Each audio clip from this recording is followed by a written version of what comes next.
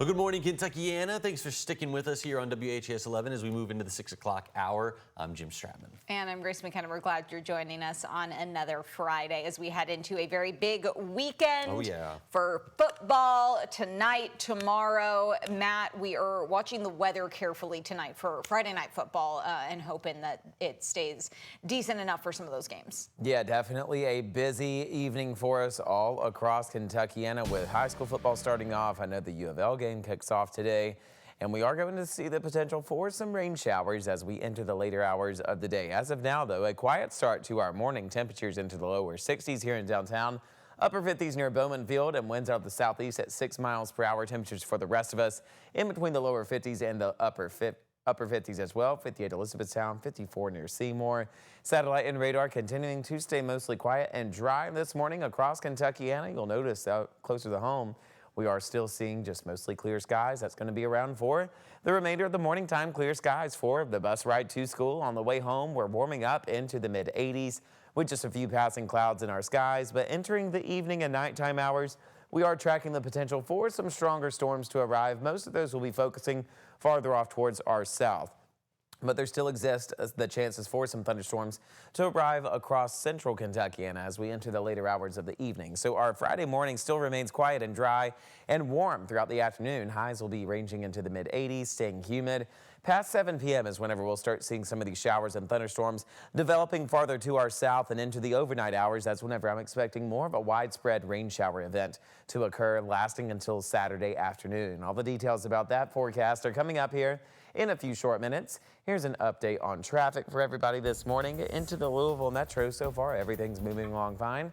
No real holdups for us this afternoon, or excuse me, this morning. If we have anything slowing us down, we will let you know. Jim, Grace. Matt, thank you very much. Starting tonight, we have a traffic alert to tell you about. The ramps off of I-65 South near Spaghetti Junction are going to be closing down, and they will stay closed throughout the weekend. Those ramps are the ones from I-65 South heading to I-71 North, I-64 East, and I-64 West.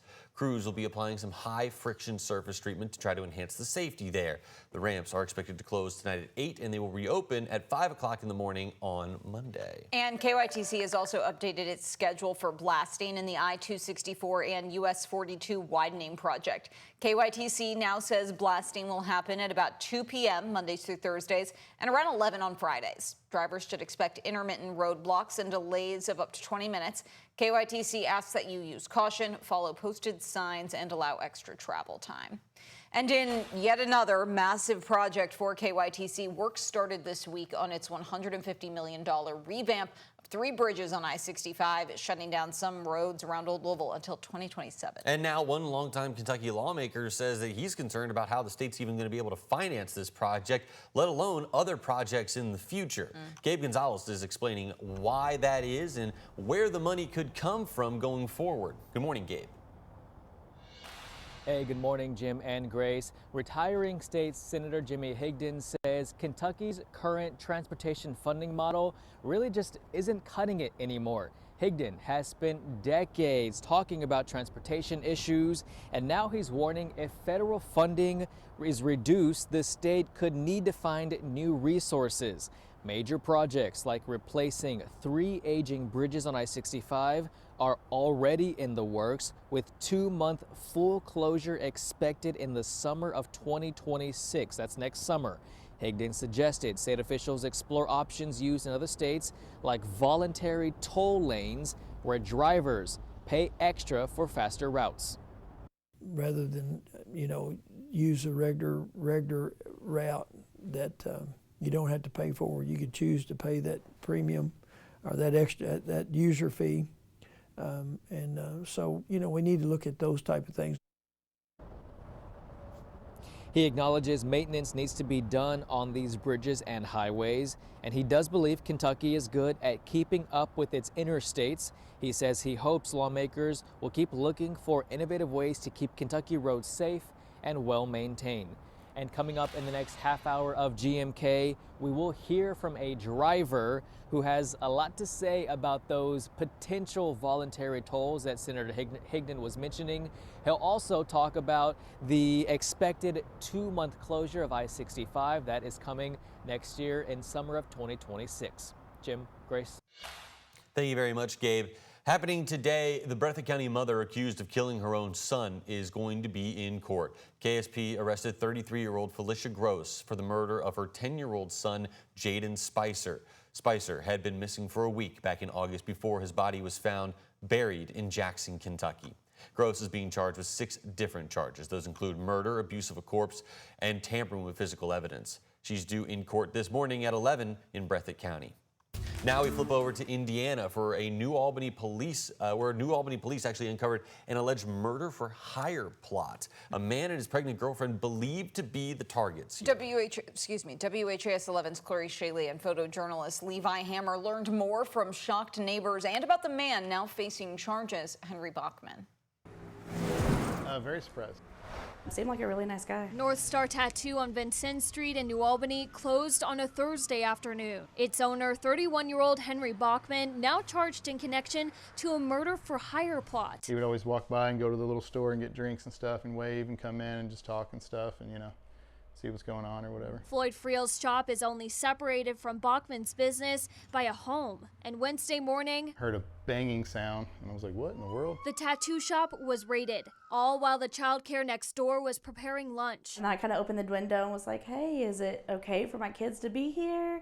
And they're like, oh yeah, we're fine. We're just bagging stuff right now. Court documents show Henry Bachman's charges are related to a shooting that happened here at the underground station on Bank Street in May. A mother was shot in the foot that day while inside of Bohemian Barber's barbershop. According to the probable cause affidavit, the intended victim is a man who was a former outlaw motorcycle gang member. He told police that he believed he was the target of a potential hit.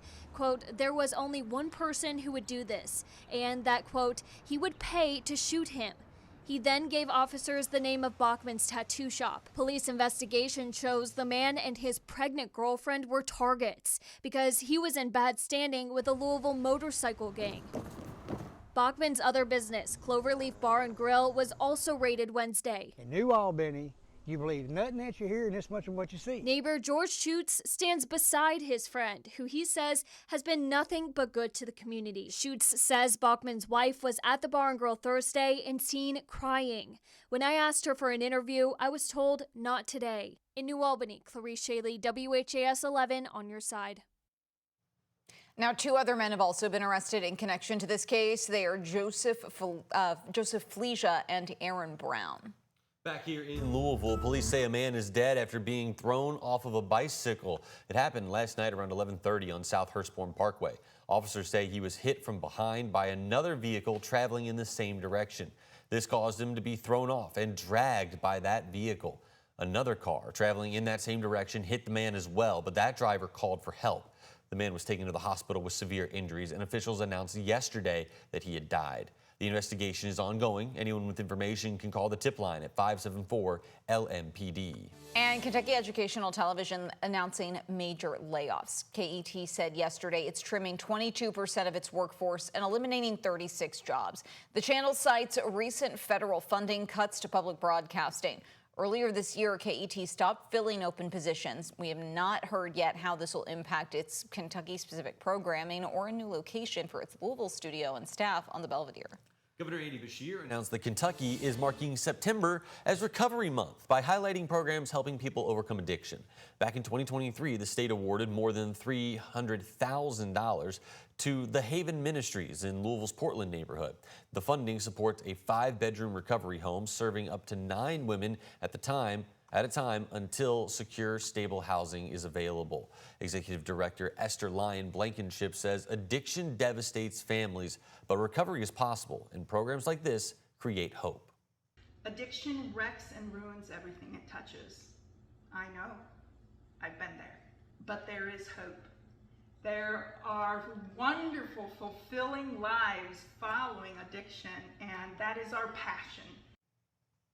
Governor Beshear also announced more than $2 million for 3 new housing projects across Louisville, Fulton County, and Martin County. Kentucky is also one of the only states with 3 years straight of decreases in drug overdose deaths.